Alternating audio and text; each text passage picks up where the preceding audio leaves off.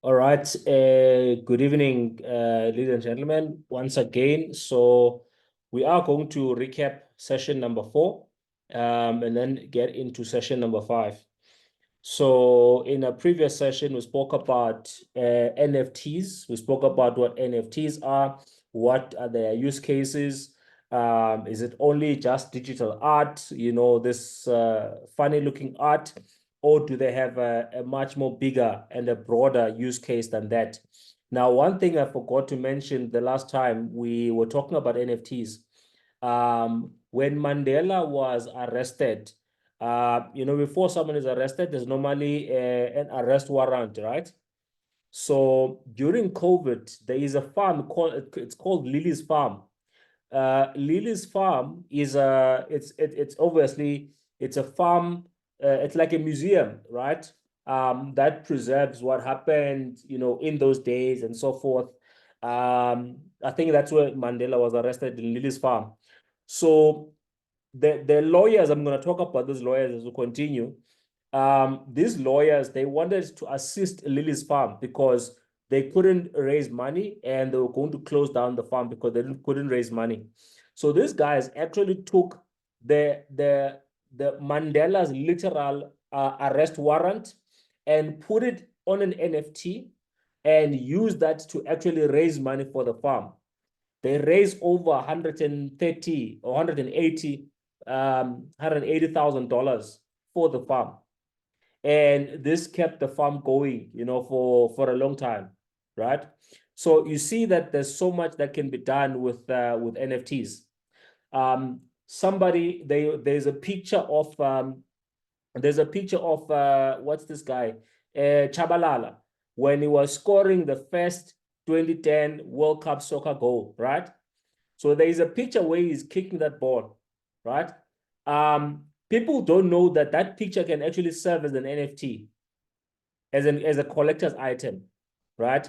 But the thing is, it's easy to mint an NFT, right?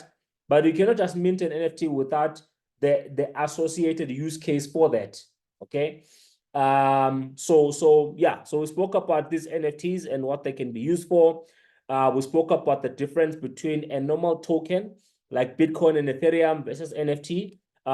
You cannot differentiate one Bitcoin from the other, but you cannot do the same with NFTs, right? They are always going to be different. So we spoke about what the difference between fungible and non-fungible. And then we spoke about the different use cases of NFTs where you can own digital collectibles, fine art. You can literally even put a title deed for a home. You can fractionalize real estate. We're going to talk about that today. You can even buy a car. You can even buy, these expensive collector's item cars, and you can fractionalize the ownership of that particular car, because those cars, they do appreciate in value quite a lot. There's people who simply invest in collectible cars. That's all they invest in, right? So it is something that is huge. You can also put insurance. You can borrow money, and whatever the agreement, you can put it as an NFT. So there's so much you can do with NFTs. I wanted to then play this video as an introduction into the metaverse, but because of time, we couldn't. So we're going to play this video today. It just shows you what is possible within the metaverse. So we already spoke about the NFTs and the use cases. Now we're talking about the metaverse, right? One of these things about the metaverse and all of these things, there is stuff within the entire cryptocurrency market that I'm in favor of. There's something that I'm not in favor of. It does not mean that there's no money to be made in either of the side. I don't like meme coins. I have bought meme coins. I do not like meme coins. I never recommend meme coins. But it does not mean that people have not made millions out of meme coins, right? So the metaverse is one of those things I don't really like. And maybe I'll share why that is just now. But let's have a look at this video. The metaverse. The metaverse. And let's talk about metaverse. By now, you've probably heard of the metaverse. From now on, we're going to be metaverse first, not Facebook first. But even with all this hype, And many are betting big that it could change the face of how we interact. We have to say it's pretty amazing. the metaverse might still be a little confusing. What is the metaverse? The metaverse is basically the successor state to today's mobile internet. It's an internet that is going to be a lot more immersive, more social, possibly, a lot more engaging, more 3D. So it's almost like the internet's going to be all around us in some ways, breaking away from our phones, our desks. The metaverse is going to offer, at least in the way that we define it, let's say it's going to be Web 3.0. It's going to be a world that's going to be more seamless. It's going to give more opportunity for much better experiences, much more immersive experiences. And to get there, there are a lot of different technologies involved. You know, it is enabled by many different technologies. So AI, obviously, which is really hot right now, is part of the future state of the internet. AR and VR, 5G, 6G, cloud computing, edge computing. There's an element of blockchain as well, possibly. So yeah, it's kind of how we will experience the future state of the internet. So that to me is part of that beginning idea and concept of how do we make the world more immersive. I am proud to announce that starting today, our company is now Meta. Mark Zuckerberg made this announcement in late 2021, saying that his company is now going to be Metaverse first, not Facebook first. and other major brands and companies proceeded to join the metaverse party. Fashion brands like Nike and Gucci created virtual experiences for customers to explore their history, products, and designs. Walmart built a virtual world called Walmart Land, where people can play games, attend concerts, and buy virtual merchandise for its avatars. But some people argue that the metaverse still has a long way to go. You know, as much as I don't necessarily always like seeing those headlines that proclaim the death of the metaverse, I understand that it was overhyped. There was just a lot. I think it's important to kind of understand that, especially for the younger generations, for Gen Z, but more so Gen Alpha, whatever happens in these virtual spaces is still very real, right? Just because it happens in Fortnite doesn't make it less real to them. It's very real. It's this continuum of the spaces they inhabit, which can be virtual and the physical world. The friends, the relationships they make are real. For a lot of us that are in this industry, it's also making sure that we explain to people like, this is a long-term vision. It's a long-term play. We do have one more thing. And there are some notable companies making long-term plays on the metaverse. Apple unveiled in June 2023 its long-awaited Vision Pro. a mixed reality headset scheduled to be released in early 2024. Tech website The Verge demoed it and called it the best possible version of a VR headset.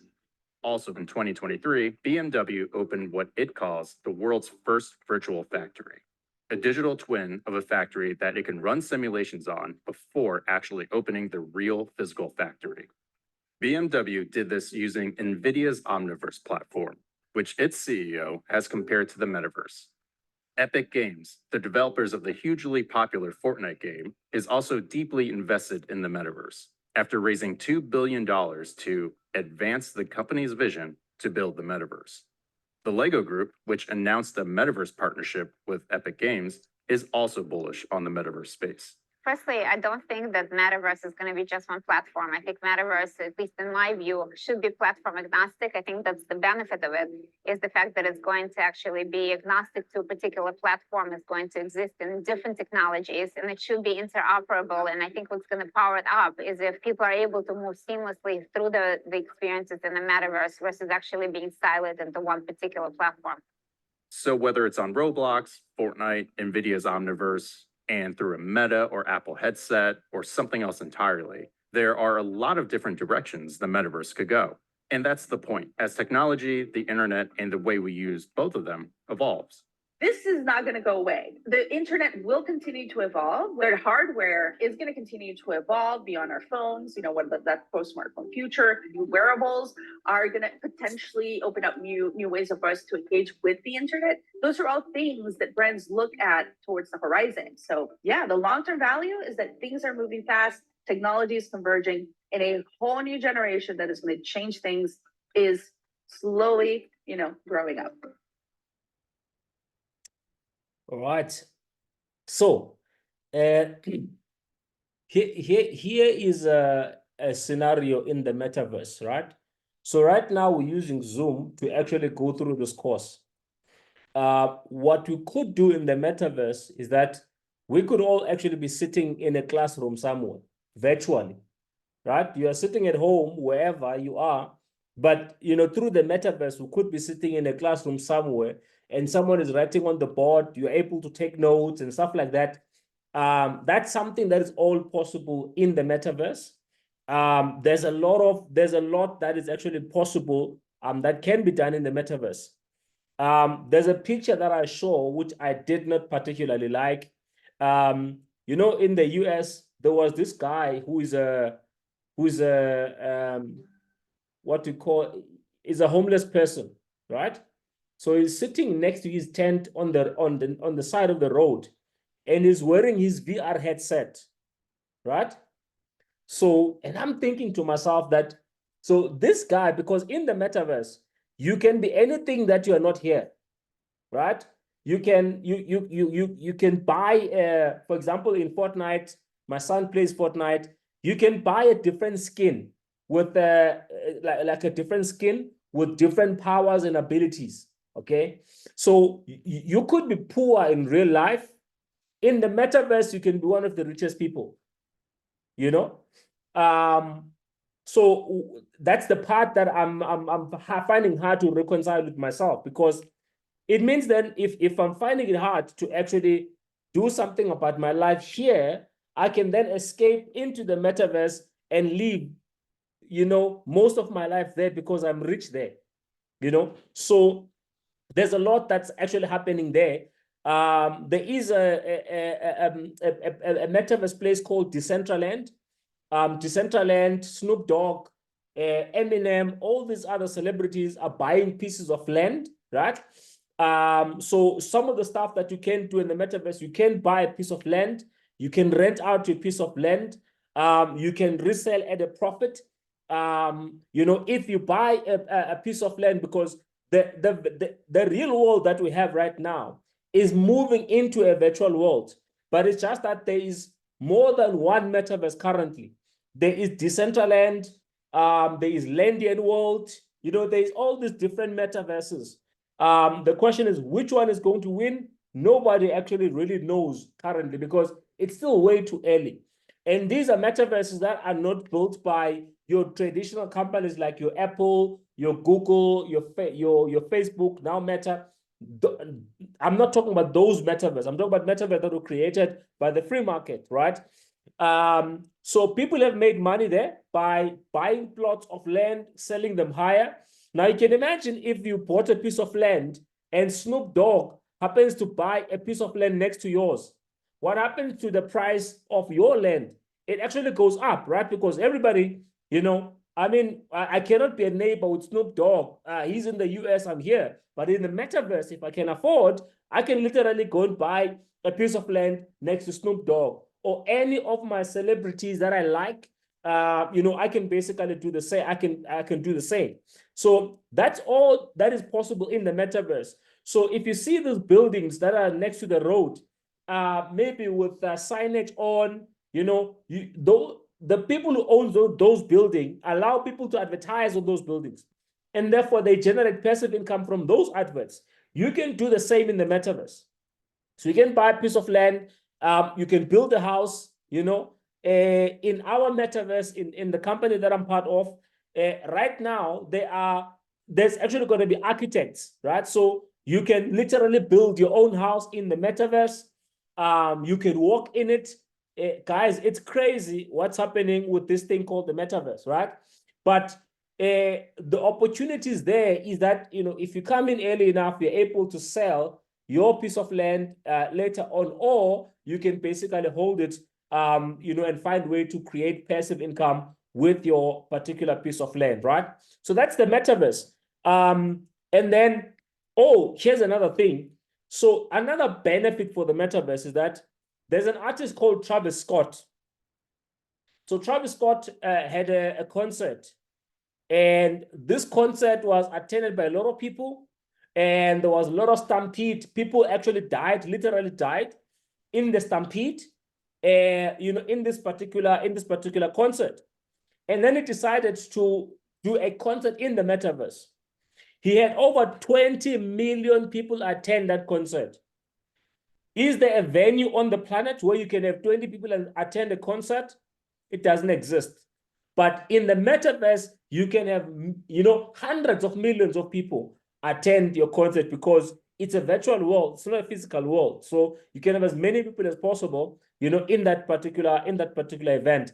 As I said, the connection between the metaverse and the NFTs, you can buy an NFT that then gives you access, to those particular events, right? So you buy an NFT, and then this NFT gives access to that particular event.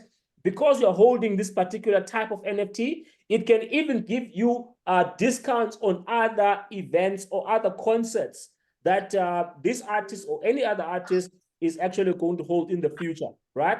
So, so NFTs and the metaverse are actually going to work very much hand in hand. And then let's come to session number 5, which is real-world asset tokenization. Now, this is another very interesting topic where literally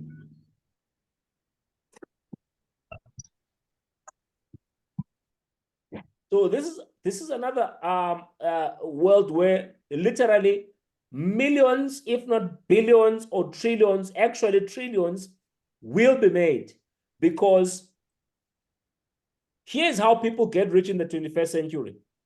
They identify a trend where the world is going, and they position themselves on the right side of that particular trend, okay? So real-world asset tokenization is here.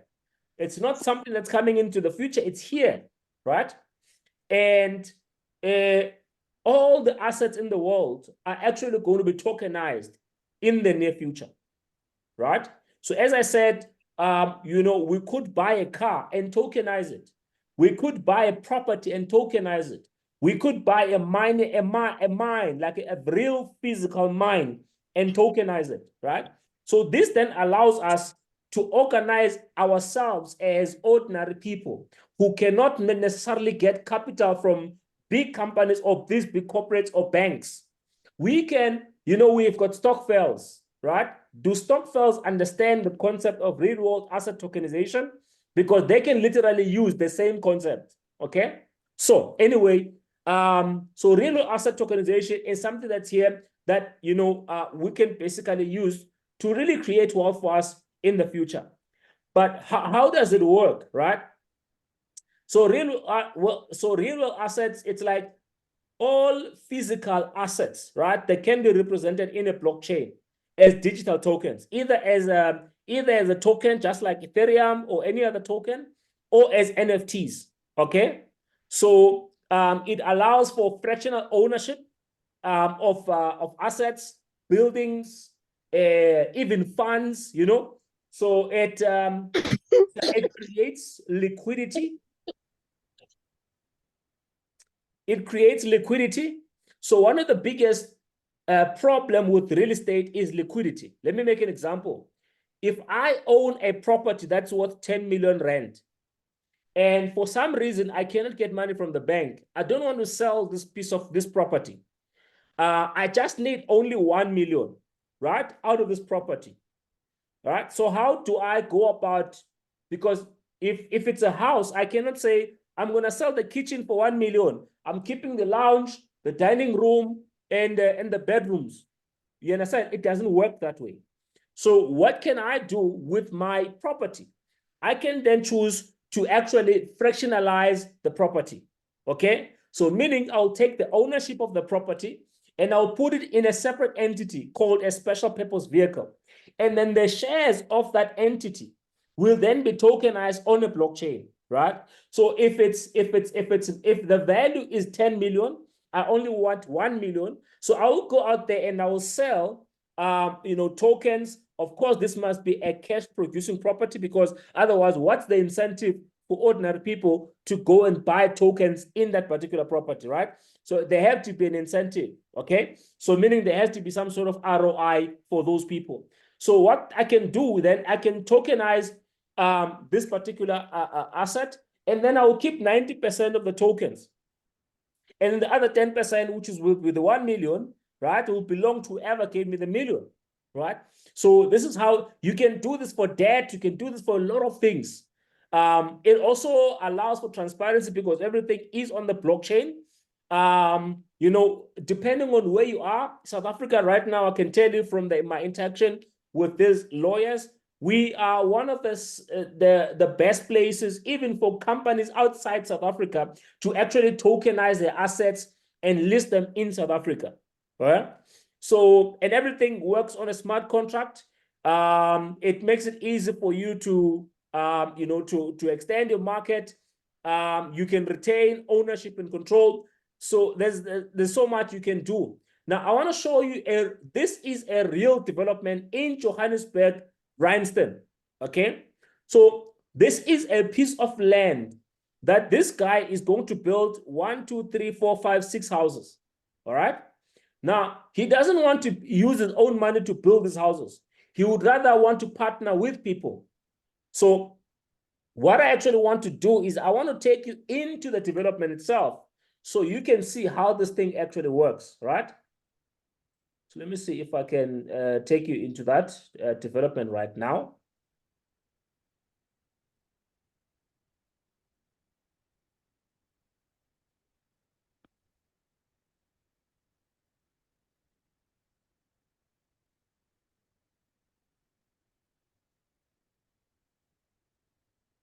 All right, can you see my screen?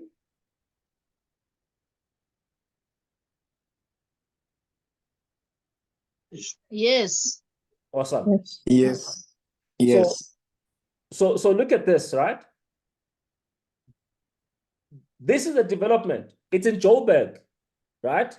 You can literally physically go and see the plot. You can interview if you want to the developer. You can see there, right? So that's the project owner. That's the integrity officer. Maurice Crespi, he's the lawyer I was telling you about. One of the only lawyers in Africa, basically, who understands blockchain like nobody's business, right?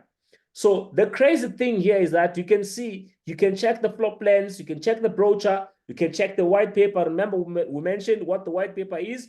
You can check the legal terms, the audit report.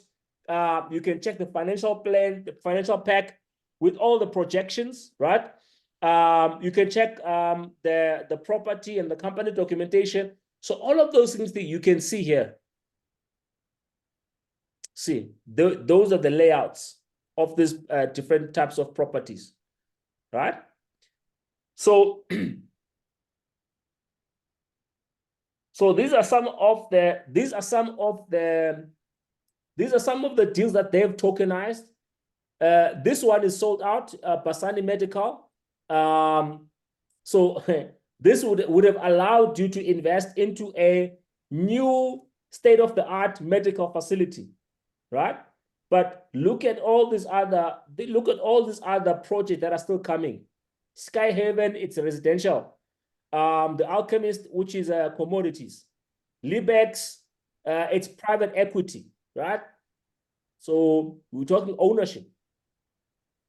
Real estate, Brawl, you guys, this is crazy, right? So of course, the nice thing about that is that this particular developments, you know, nothing is going to take you by surprise. Of course, in the world, there's nothing that's guaranteed, but nothing's going to take you by surprise. You come in knowing what your ROI is going to be, how much you're going to make, and stuff like that, right? So that's real asset tokenization. It can be real estate, it can be a mine, it can be a business, it can be a fund, it can be all sorts of different things.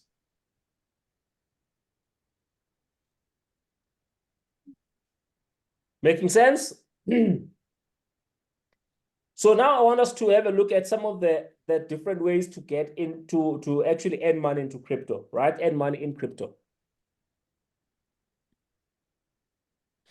So as I said, guys, learning leads to more learning, right? If you feel overwhelmed, at least I hope you're taking notes. You will get the recordings, and then you can actually you can go ahead and do further study into the stuff that we're talking about here. of course, you are more than welcome to even consult me on the side. So there's actually quite a different, many ways of making money in crypto. I'm not going to go into all of them. But you have buying and holding. I want to show you an example of buying and holding, right? So maybe let's do it this way again. Let me show it to you live, so we can have different examples.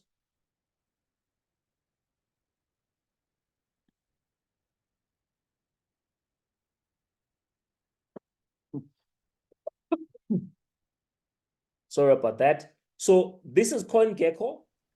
This is one of the apps you must have as a crypto enthusiast or investor. It's called CoinGecko. You can download the app. You can actually sign up. If you've bought cryptocurrencies, you can actually create a portfolio where you can say, I bought this coin, is so much of this coin. And then you have one place, because sometimes your coins are going to be in different places. You'll have a coin in a non-custodial wallet. You have a coin in an exchange. You have a coin that you have staked, so you can have the different currencies all over the place. But how do you keep track of your portfolio in one place? So this is what CoinGecko can allow you to do. Okay. So CoinGecko on its own, it's a powerful resource, not only for tracking performance, but also even for educational information, right? So I normally like, I don't like dark mode.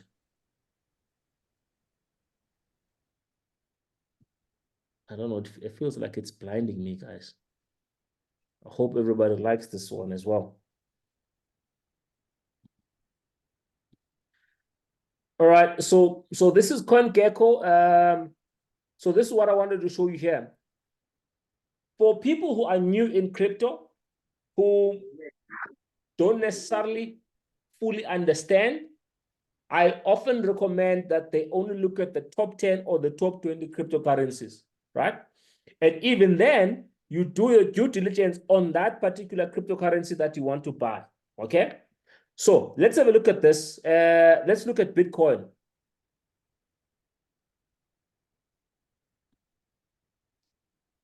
So what most people don't understand is that, Bitcoin is like the United States of America.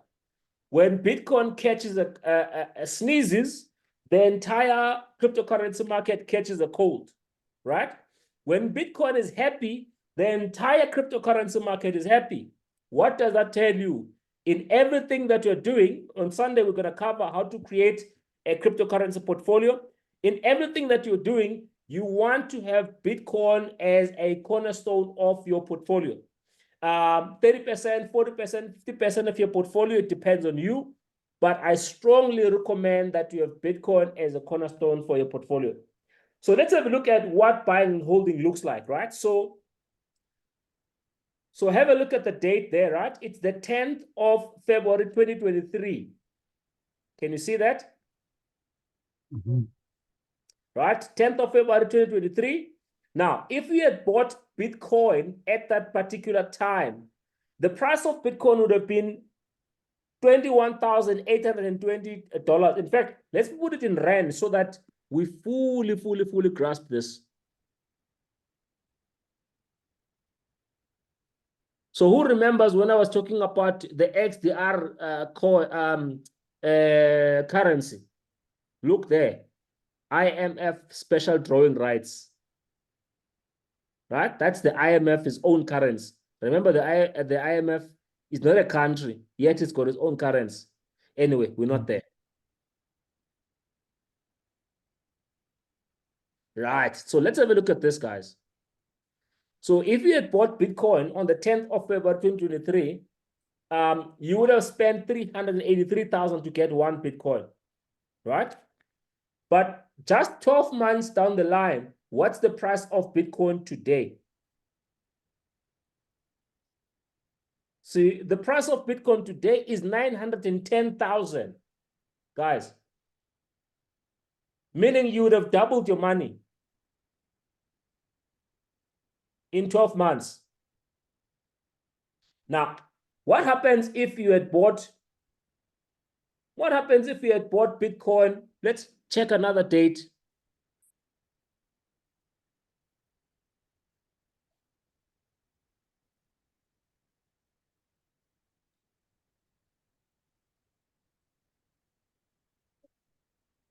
Guys, 2019 was not so long ago, right? 2019 was not so long ago.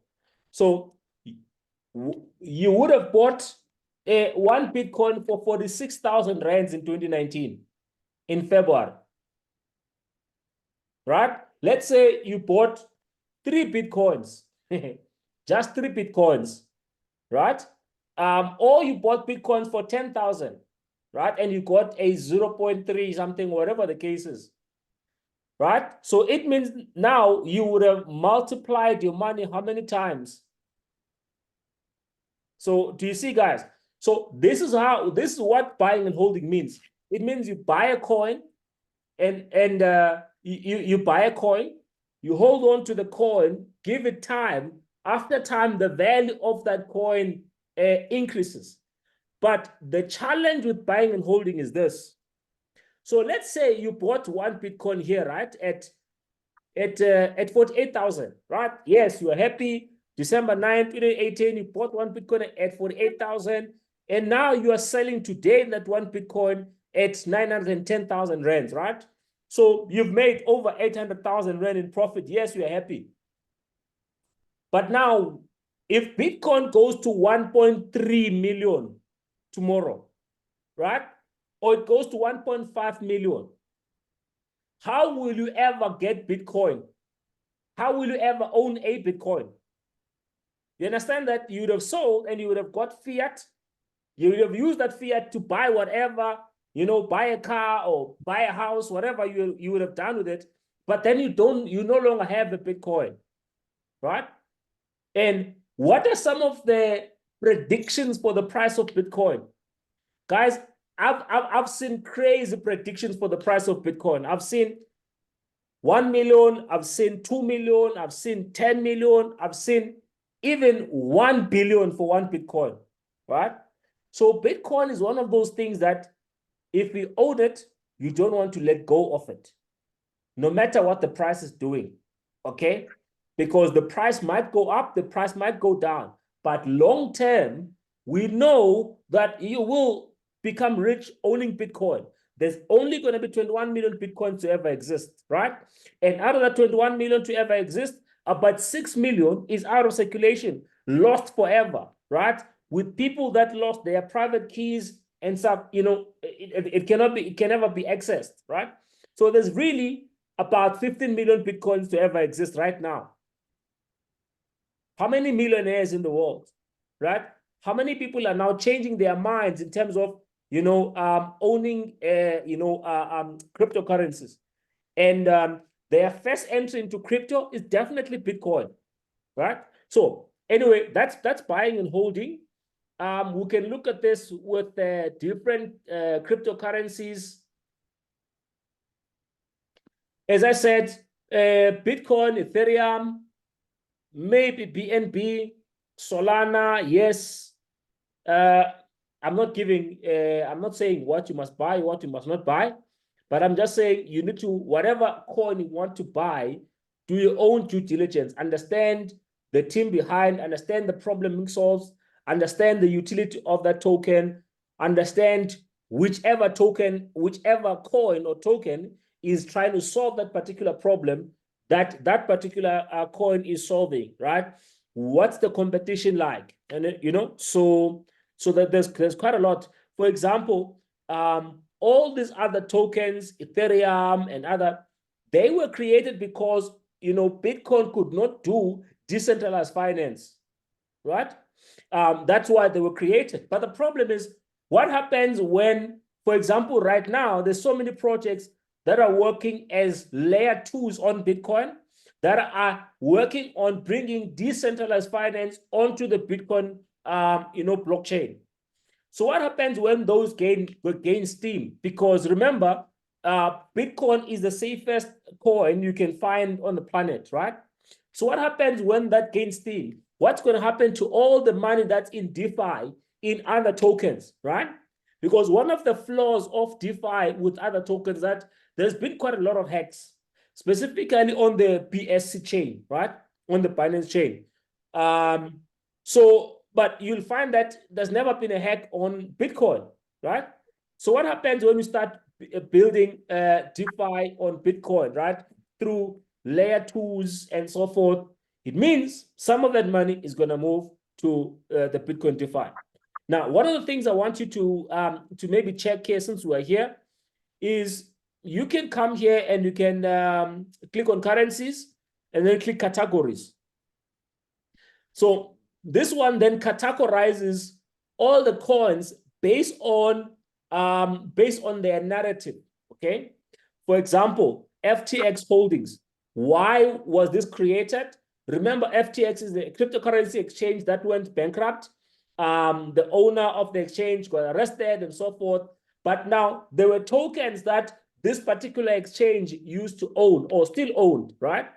Now, the reason why they are putting them separate, they want you to understand that, you know, these coins, once the whole case is concluded, these coins, you know, will probably go down because they will have to sell these coins to buy to pay the investors.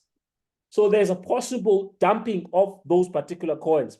So if you want to know which coins are those, you can click on that FTX.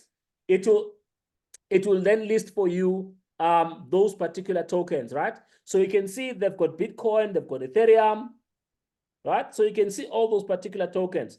And you can even take it further and go into FTX and actually check how much of which coin do they actually hold, right?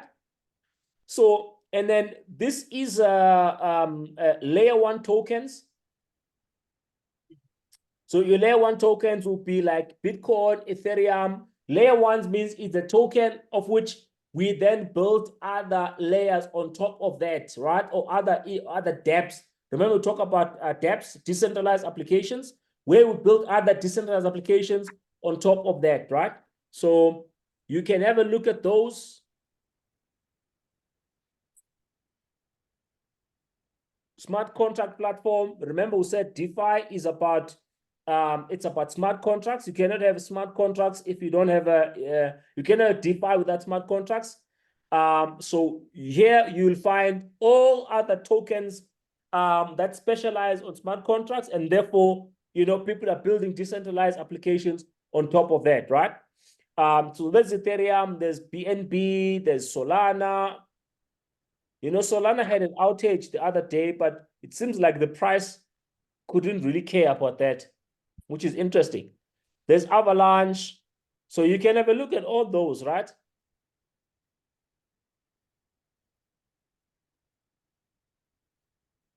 So stable coins, these are coins that do not go up or down in value. They are stable, they're pegged against other nation state coins, like not coins, currencies. Like you'll find a euro stable coin, you'll find a USDT stable coin, you'll find a ZAR stable coin, because even in South Africa, we do have a South African rand stable coin, right?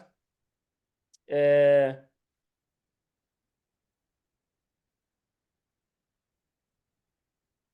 I just need to tell this person I'm still in class.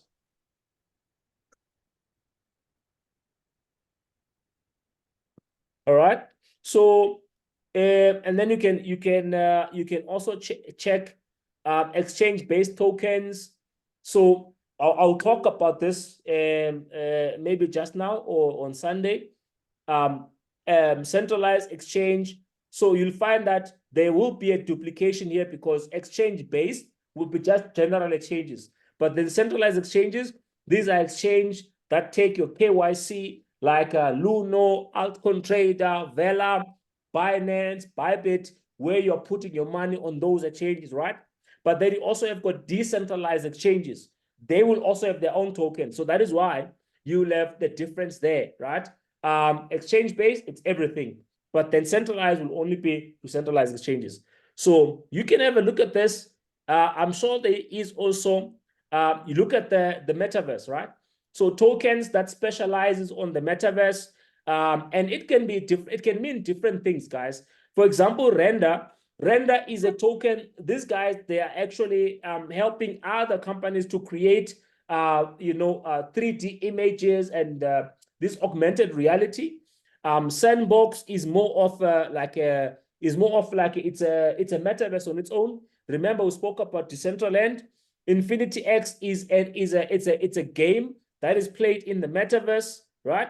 So so these are all different tokens representing different things in the metaverse.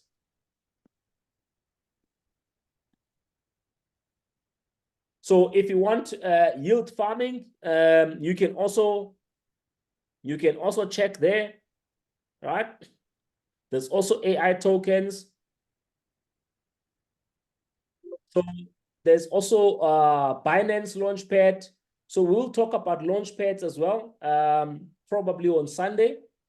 So let me go back to this.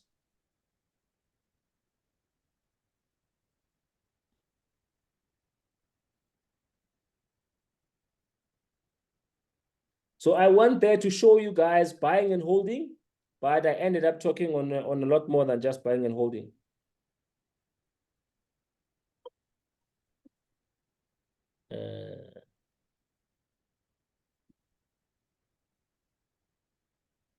So the other way to make money in crypto is mining, right? So I'll actually come back and maybe talk about the risk reward ratio of all of this, right? So I started mining as early as 2016, 2017. I started mining in 2019, right? Actually, I'm back in mining, but it's not something that I am an affiliate of. Anyway, so let's have a look at this, right? So this was a mining farm in Kazakhstan. So Kazakhstan is a country somewhere close to Russia. They speak Russian. The reason why this mining farm was in Kazakhstan is because Kazakhstan has got one of the lowest electricity rate, one of the cheapest electricity, because mining is heavy on electricity, and therefore people then choose areas where they've got cheap electricity, right? So let's have a look at this. Never mind what I'm saying there, but just have a look at what a mine actually looks like. All right, so we are here now. These are the S lines, printing us money. 600 miners in here. As you can see, it's interesting. Real. I see there's a lot of things there. Maybe the fixing them. So we are talking about things that are printing us money. So when we talk about mining city, we are talking about the real mining operation. So this is where we are. This is where our money gets printed.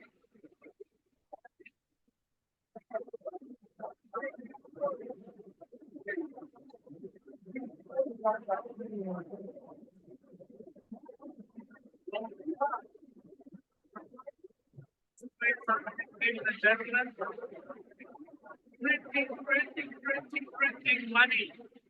Printing money.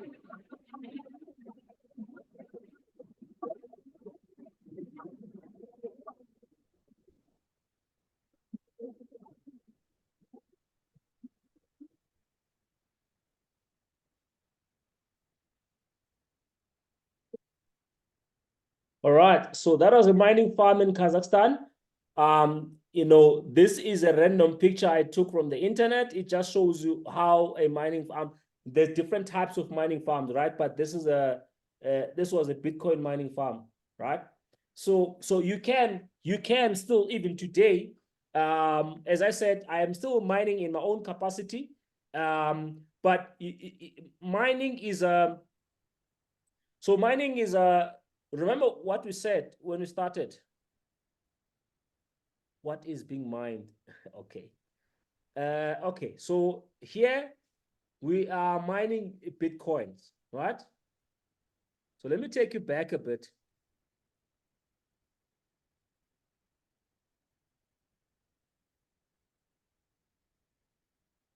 So you remember this process, right? This process is called mining, right? Whereby those computers, they do this work that we're talking about here of powering the network, verifying transactions, right? This is what happens there. There's something that I'm not seeing. Maybe it's back. Yes. So remember we said every 10 minutes, there's now 6.25 Bitcoins being created. But then in May this year, it's going to go down to 3.125 Bitcoins, right? These Bitcoins get paid to miners. So, I mean, if you look at it right now, today, 6.25,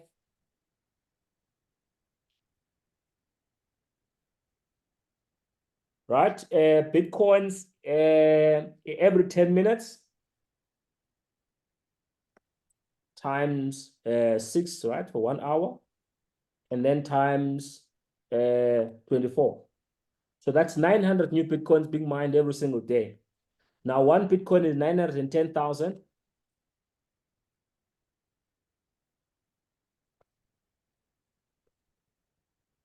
So that's 819 million that gets generated every single day. So that is why mining is a highly contested space right now. Lots of big operating companies are actually mining Bitcoins, right? Because there's lots of money to be made. Now, because of the value of Bitcoin and because of the metaverse. because of the future value of Bitcoin, right? People are still spending a lot of money mining Bitcoins, right? So let me see if I can.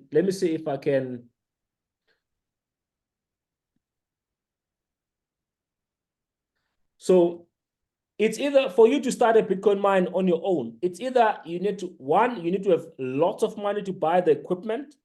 You can check how much the equipment is. One. Number two, you need to have a reliable electricity source. That's going to be cheap because your biggest input cost is electricity, right? You need to have a very strong, stable internet, and you need to have a very strong security as well, securing your data center, okay? Now, for ordinary people, they cannot do this on their own. It's impossible, right? So what do ordinary people do? Ordinary people then find what is called cloud mining services, right?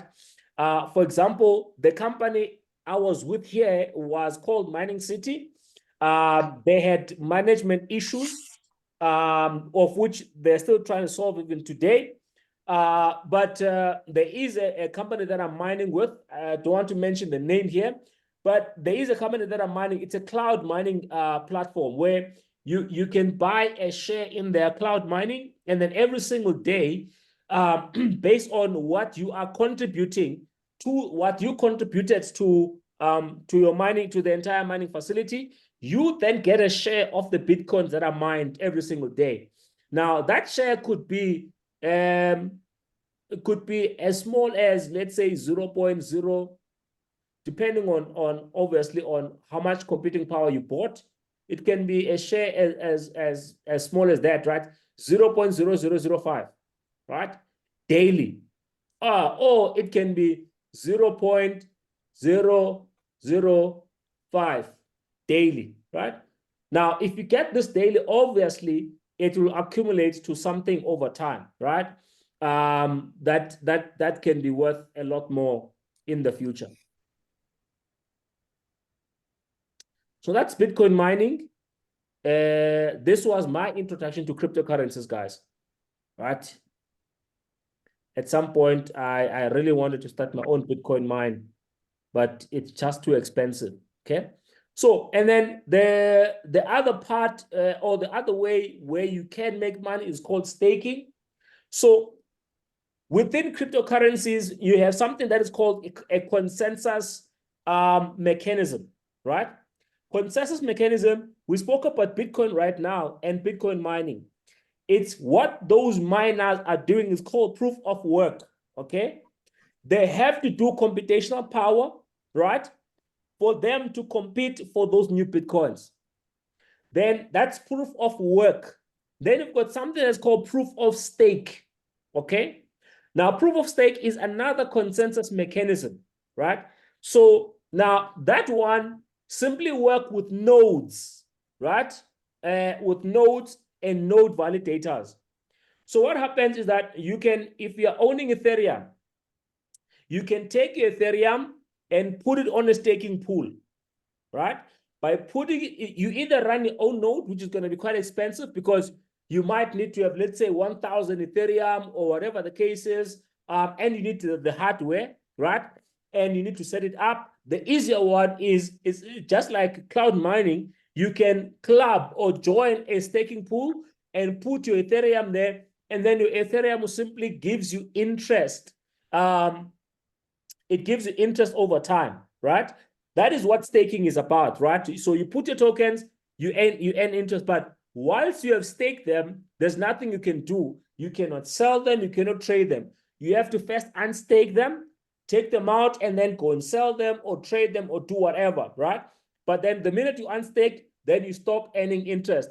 Some other staking platforms will want you to actually give a 7 days notice, 24-hour notice, whatever number of days notice, right? Because they do put them literally in a pool, and then by holding those tokens, they earn interest on those tokens, right? The nice thing is that the interest is not based on the dollar value, it's based on the number of tokens, right? So if you're holding 2 Ethereum, your interest will be 0.0 something Ethereum, right? So you're earning Ethereum, not USDT. Very, very important to note, right?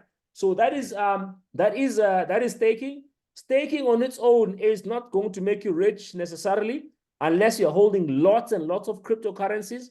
But it is another way of passively growing your crypto. Now, and then the next one is affiliate marketing. Now, affiliate marketing, I say here, is one of the simplest and relatively risk-free ways of creating millions in crypto. Lots and lots of cryptocurrency influencers, have become multi-millionaires through affiliate marketing, right? So what have I done over the last few years? I've done affiliate marketing. So there is, you have what is called network marketing. You've got affiliate marketing. They are two different things, but they're very similar, okay? So the difference is with affiliate marketing, you are the customer. In fact, with affiliate marketing, you don't even have to buy the product, right? All you do, you just simply push traffic towards the product, okay, or a service. And whenever people that you have referred to that product or service buy, you get your commission. That's affiliate marketing. And if those people want to tell other people, it's got nothing to do with you. You're not going to earn money, okay? So that's affiliate marketing.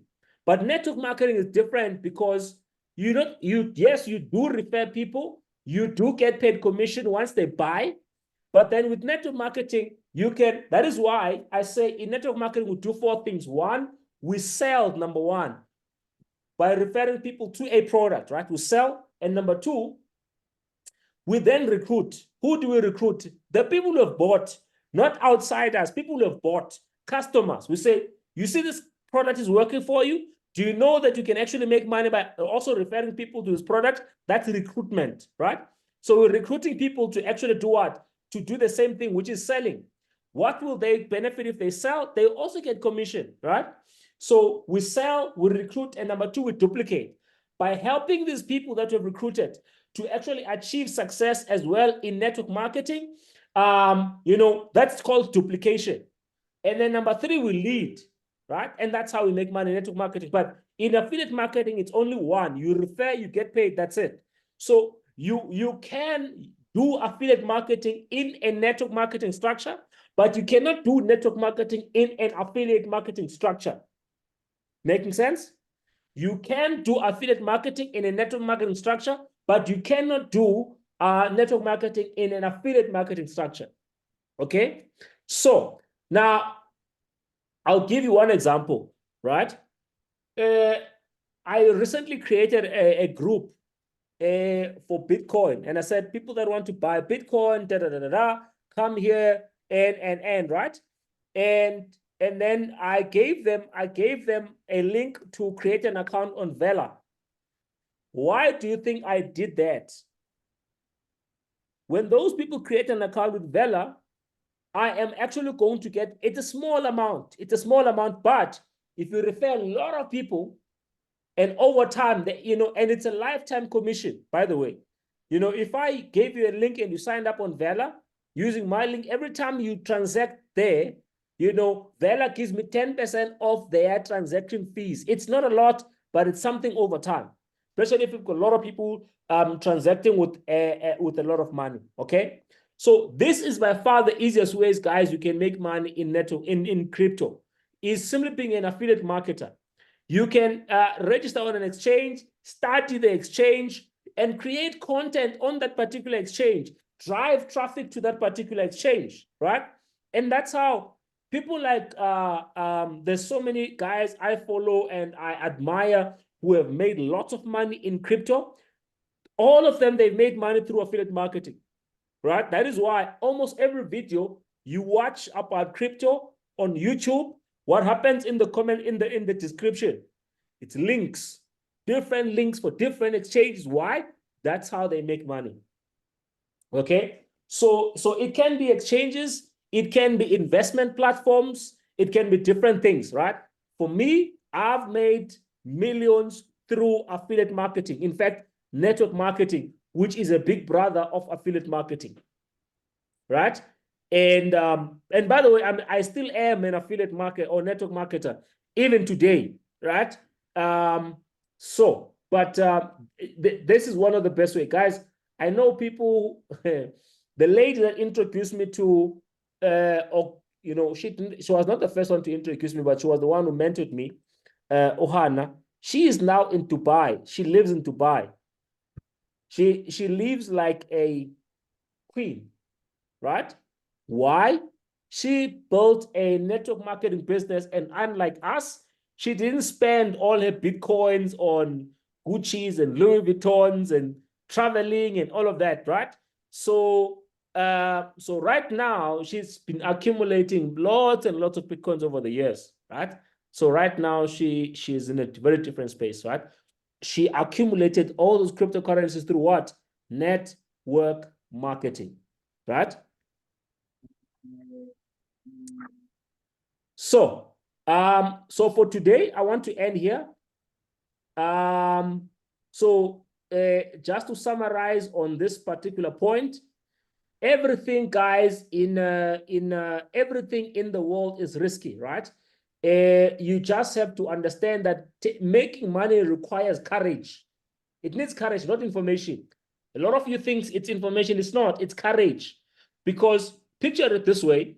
When a Floyd Mayweather, who is now 50 fights undefeated, goes into a fight, maybe fight number 30, is there a chance that this guy can get beaten?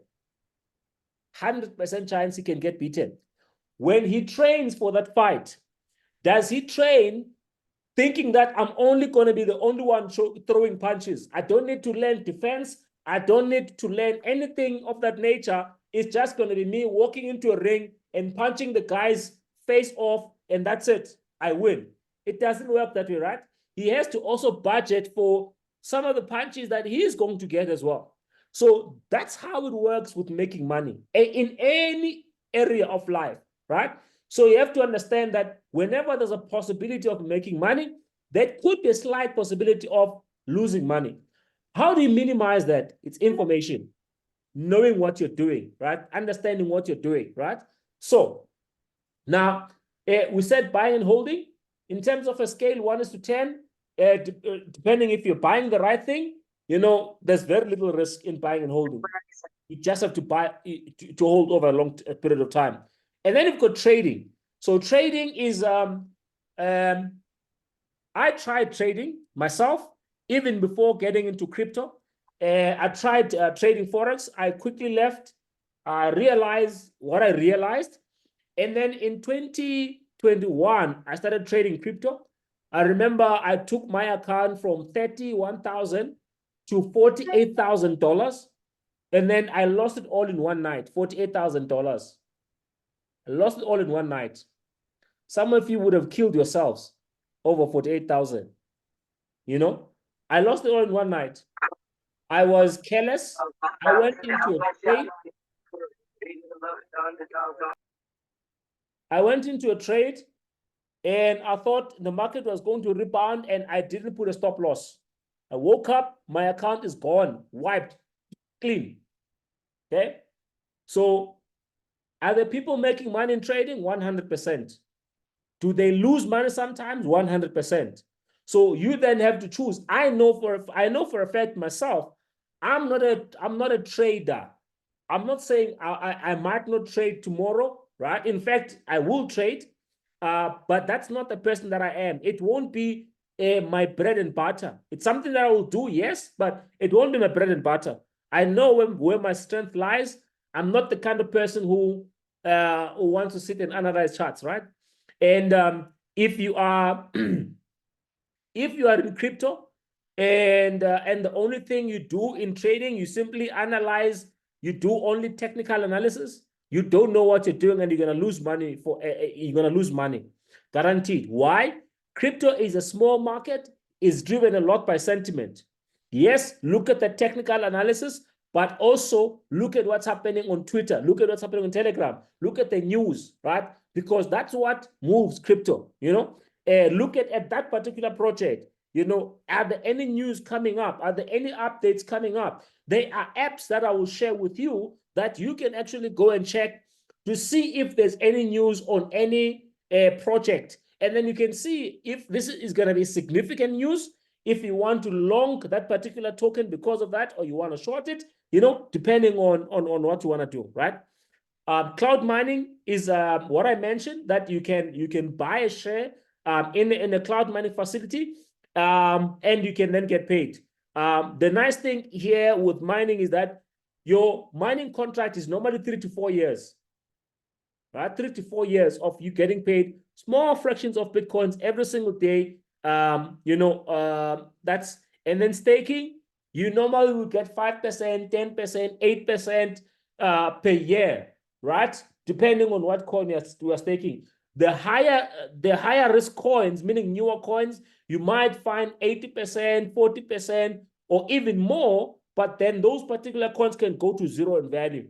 But on more established coins like Solana, Avalanche, Ethereum, Cardano, you can get a small percentage, you know, when staking those particular coins. And then affiliate marketing, you can be an affiliate marketer for exchanges. In fact, one of the things we're going to look at on Sunday, we're going to look at not iPads, launch pads. You can literally be an affiliate even for launch pads, right? There's lots of money in affiliate marketing, guys. And then, of course, there is also airdrops, which we'll also look at on Sunday. There is a games, play to earn games. If you're a person who likes games, you know, you can basically, you know, play games and real crypto playing games, right? And then there's also yield farming. We're also going to look at this on Sunday. We're going to look at decentralized exchanges, how you can provide liquidity on decentralized exchanges so that you can earn yield. Okay, we'll talk about that. So faucets, they're not really popular these days, but these were you did like daily tasks, yeah, like crazy tasks, and then you could get paid Bitcoin or whatever. I don't think they're quite popular these days.